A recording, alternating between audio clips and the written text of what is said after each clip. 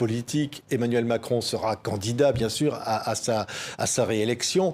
Il est dans une position que certains jugent favorable.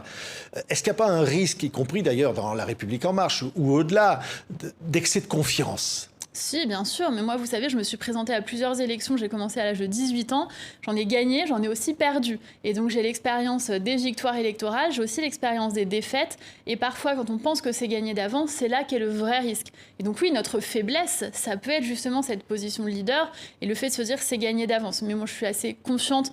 On verra d'abord si le président de la République fait acte de candidature. Vous avez un doute encore là-dessus ou pas ? Le doute fait partie de la foi, mais moi, je n'ai pas de doute. En tout cas, je n'ai pas de doute sur mon souhait. Après, être candidat à la présidentielle, c'est quelque chose quand même de très particulier. C'est un lien direct entre vous, depuis le suffrage universel direct en tout cas. C'est un lien direct entre une personne et l'ensemble de la population. Et donc là, c'est vraiment une décision extraordinairement intime et personnelle. Oui. C'est aussi beaucoup de sacrifices d'être président de la République. Parfois, on parle des privilèges de gouverner, etc.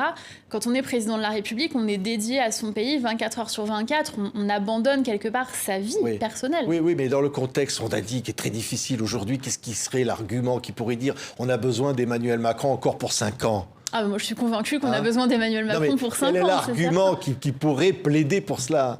Simplement le fait que le président de la République, en 2017, s'est engagé sur une vision pour le pays, une vision de transformation, une vision de long terme. Donc je pense que c'est une vision qui se mène sur 10 ans, voire plus. Le président a présenté son plan France 2030, où il a pris beaucoup de hauteur, il a partagé des grands objectifs d'avenir.